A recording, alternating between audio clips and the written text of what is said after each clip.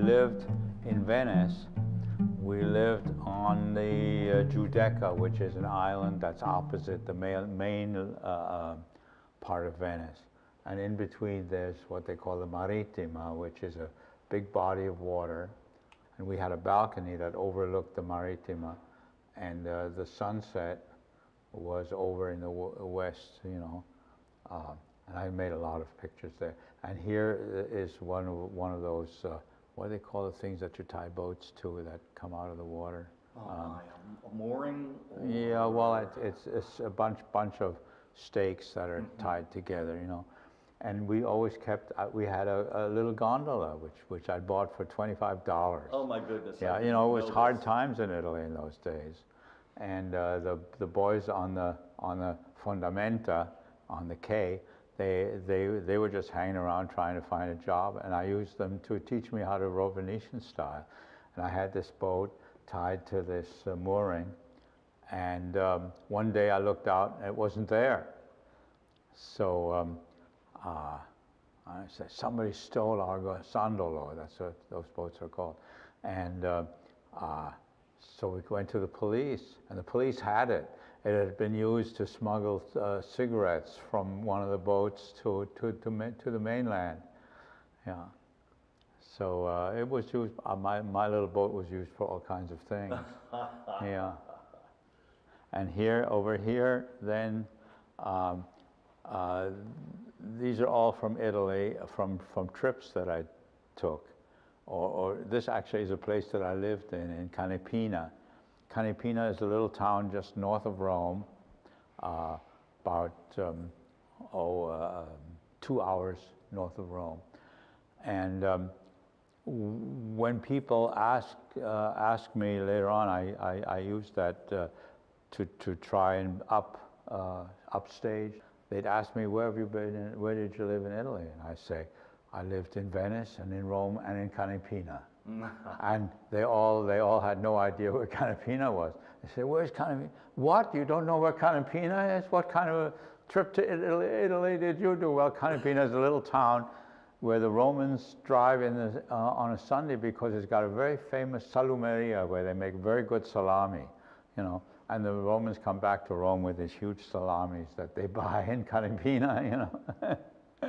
I had a very good time there, and I had the town was very beautiful, and it was one of those Italian little hill towns. You know, and I did a lot of pastel sketching there. I used to go out, you know, and I have a little bag that I hang over my shoulder that's got a pad and pastels and a little folding stool. You still carry that all the time? I have it. That's right. That's my walking studio, ambulatory studio. Yeah. But anyway, this is the harbor in Stonington that we looked out on. It had all these little islands where the lobstermen kept their gear. Well, for these two, I've always wondered about these little verticals. I don't know, there are probably some verticals in the landscape. I don't know what they are. You know, here's a horizontal that goes into, I don't know, sometimes it's good to be arbitrary. You know, if you're always doing the descriptive thing, it's very, very boring. And these, there again, these are pastels that I made in order to approach as closely as possible the idea of a minimal surface. You know, I was much more interested in the way I was treating the surface and the textures I could achieve. This is probably my favorite pastel in the exhibition. Oh.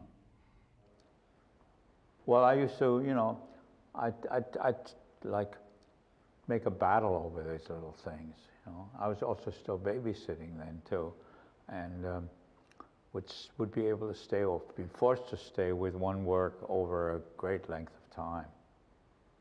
Then I got interested in, or somebody asked me to do a picture of their boat, and I got interested in doing boats again, and made this sailboat that's, what do they call it when it's? Healing. Healing, it was healing. Did I call it healing? You did, yes. Okay. But sailboats are very nice because the color of the sail and the color of the sky and the color of the water have a lot to do with each other. So that makes it easy. You know. Wonderful. Yeah, I'm always trying to make things easy for myself. Somehow I'm not succeeding. What happens here? This is very unusual. I'm surprised that Jerald even found these. These are flower pictures that I made in pastel. I didn't do many of those. They're very rare. But they're kind of nice. I like them now. The fact that I didn't give a damn, that shows. You know. And then here is the first, this goes earlier still. This is the first barn painting I ever made. I mean, this pastel is from the first barn painting I ever made. And I tried to make things as black as I possibly could, which was my ambition in those days, to make everything be as much one color as I could. Now I'm back there. I'm painting a lot of black paintings again. You know, not because I'm trying to copy this, but I've arrived at the color black through a different road. And you know who owns that pastel, don't you? You do. I know.